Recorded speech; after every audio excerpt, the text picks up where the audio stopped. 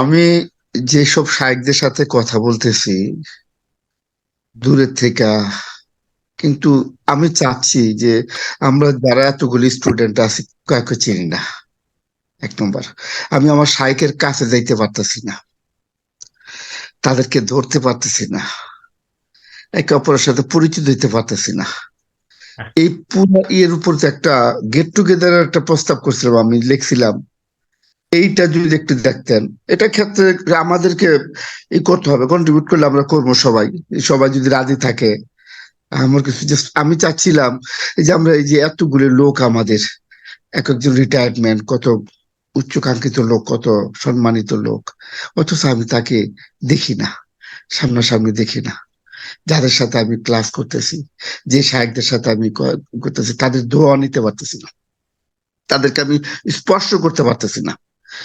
এটার পরিপ্রেক্ষিতে কি গেট টুগেদার করা যায়? এখন আসলে এই বিষয়তে আমি কিছুই বলতে পারতেছি না, কারণ এটা তো আমার একার পক্ষে বলাটা খুবই কঠিন। তো এখানে আমি সবাই হচ্ছে কর্মব্যস্ত মানুষ যারা আছেন। তবে এখানে আমি সবাই প্রস্তাব রাখলাম।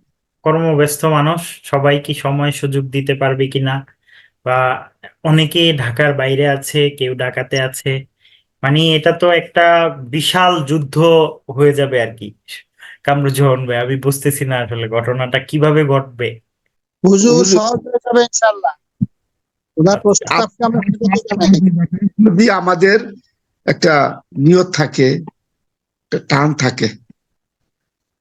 ইনশাআল্লাহ সবারই তো নিয়ত আছে, আমারও খুব মন চায় যে আপনাদের সাথে সাক্ষাৎ করি এবং কথা বলি। তো নাম এখন এটা কিভাবে হবে বিষয়টা তো আসলে খুবই আহ কঠিন বিষয়। তো হুজুর চেষ্টা চালায় যেতে হবে, এবং আমরা যদি একসাথে থাকি ইনশাআল্লাহ একদিন না একদিন তো অবশ্যই সাক্ষাৎ হবেই।